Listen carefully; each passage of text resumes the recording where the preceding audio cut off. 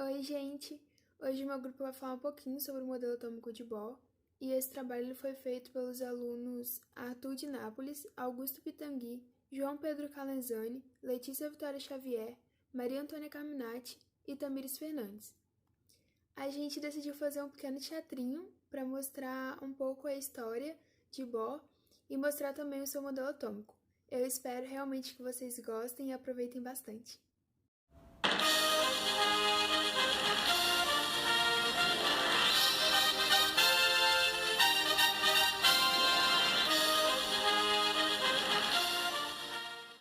Olá, boa noite. Hoje, 18 de novembro de 2020, completa 58 anos da morte de Niels Henrik David Bohr, um importante cientista para a química que criou um dos mais importantes modelos atômicos. E é por isso que hoje preparamos uma reportagem sobre a vida e teoria de Bohr. Bohr nasceu no dia 7 de outubro de 1885, em Copenhague, na Dinamarca. Sua mãe, Ellen Adler, descendia de uma família judia e o seu pai, Christian Bohr, era um professor de fisiologia na Universidade de Copenhague. Niels Bohr teve dois irmãos, Jennifer e Harald Bohr.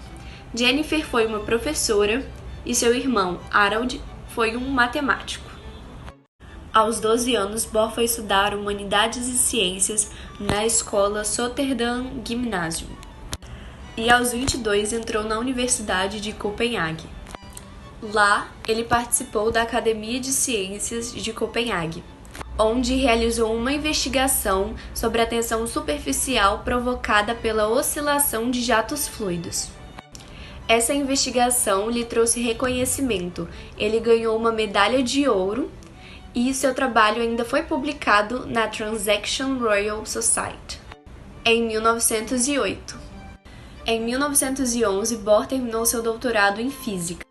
E em 1912, Bohr foi para o laboratório de Cambridge, em Cambridge, na Inglaterra, onde foi trabalhar e estudar com J.J. Thomson. E para Manchester, também na Inglaterra, para estudar na Universidade de Vitória com Ernest Rutherford. Bohr casou-se com Margaret Norlund e com ela teve 6 filhos. Com 28 anos, Bohr, estudando o átomo de hidrogênio, conseguiu formular uma nova teoria para o modelo atômico. E mesmo com pouca idade, Bohr já era um físico muito conhecido. De acordo com Bohr, os elétrons giravam em torno do núcleo em órbitas determinadas. E quando a eletricidade passa pelo átomo, o elétron passaria para uma órbita maior e depois voltaria ao mesmo local. Agora vamos voltar para o ano de 1913. O ano em que a teoria de Bohr foi publicada.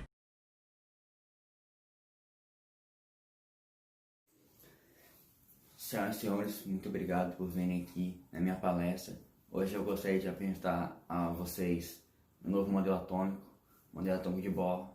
E eu, Niels Bohr, hoje vou convidar meus participantes de palco aqui, os prótons, os nêutrons, os elétrons, para virem explicar para vocês os conceitos básicos, para depois, quando chegar a hora, eu voltar a explicar para vocês as partes mais avançadas.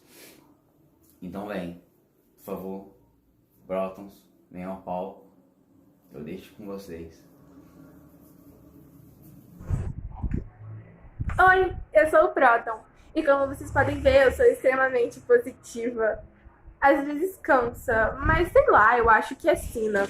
E sobre o meu cafofo, então, é aqui. Eu fico junto com outros prótons. E os nêutrons, ai, os nêutrons. Eles não opinam muito, não sei porquê.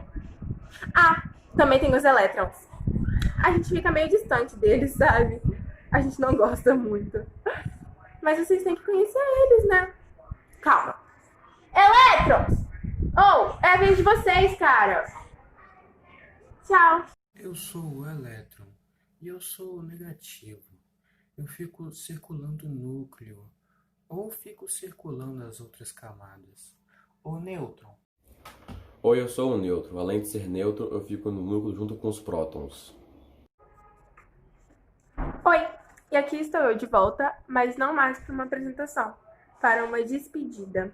E como os elétrons, os nêutrons e nós, os prótons, terminamos de falar um pouquinho sobre a nossa casa e sobre nós, eu passo a palavra para Bohr. É isso. Tchau, tchau. Mas bem, agora falando sobre uma parte diferente do meu modelo.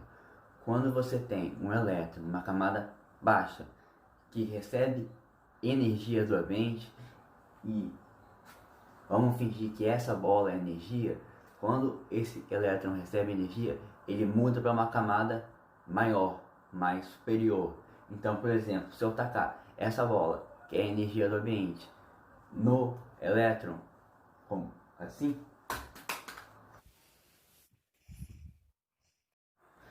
então, como vocês puderam acabar de ver, quando o elétron, que é o Augusto, recebeu energia, ele foi de uma camada inferior para uma camada superior.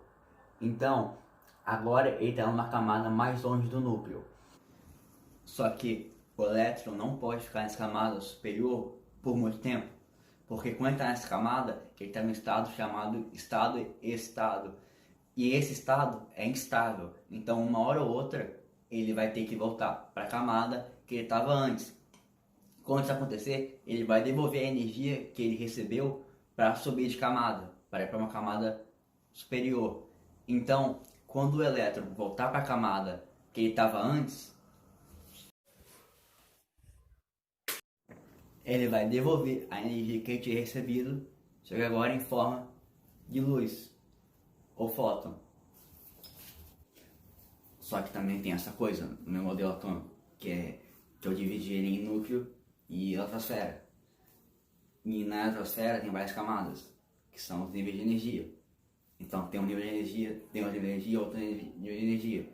Só que quanto mais longe do núcleo, que é aqui que tem os prótons e os nêutrons, mais energia tem. Então aqui tem pouca energia, aqui tem muita energia. No caso, o elétron ficou aqui. Então ficaria assim. As camadas, e o núcleo aqui, e as camadas aqui, que vão ficando mais energia.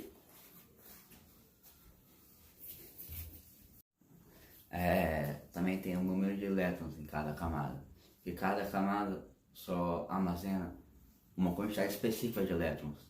A primeira camada só armazena 2, a segunda 8 e a terceira 18, e vai mudando de número. Ficaria algo tipo assim, a primeira 2, a segunda 8, a terceira 18, depois 32. Cada uma tem uma quantidade específica de elétrons. Aqui tem 2, as bolinhas, dá pra ver, acho que dá. Que é isso. Bem, como vocês podem ver nesse quadro, aqui, os elétrons que estão mais perto do núcleo têm menos energia, é por isso que eles têm um menor, esse que tem mais menos, porque esse que está mais longe. Então, para você ir para uma camada mais longe, você precisa ter mais energia. Então, é por isso que a gente fala que as camadas de longe são mais energéticas. Isso não é verdade. O que acontece é que os elétrons que estão mais longe têm mais energia, porque para eles irem para mais longe, precisa ter mais energia. Os que estão mais perto têm mais energia. E é assim que funciona.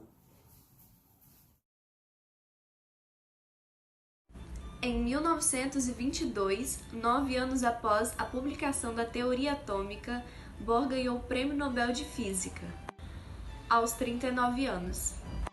E ainda foi nomeado chefe do Instituto de Física Teórica de Copenhague. Ele escreveu um livro chamado The Theory of Spectra and Atomic Constitution. Ele estudou o princípio da correspondência, as estruturas dos átomos, radiações X, núcleo atômico e propriedade química dos elementos. Ele também estudou a fissão do urânio e até se encontrou com Albert Einstein para bater um papo sobre o assunto, lá na Filadélfia.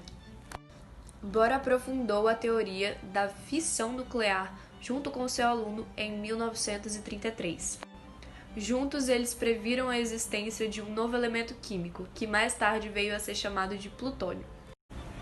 No ano de 1934, após os nazistas terem invadido a Dinamarca, Bohr se refugiou nos Estados Unidos. Lá, ele foi consultor de um laboratório de energia atômica, onde os cientistas estavam iniciando a construção de uma bomba atômica. Sabendo disso, ele entrou em contato com Churchill e Roosevelt, mas mesmo assim, a primeira bomba explodiu em Alamogordo em 1945.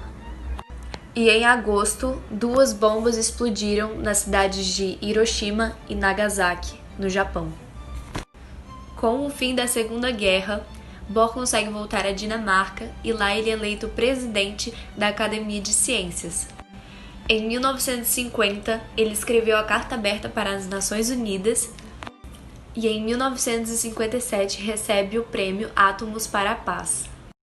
Com 77 anos, Niels Henrik David Bohr morre vítima de trombose no coração, no dia 18 de novembro de 1962.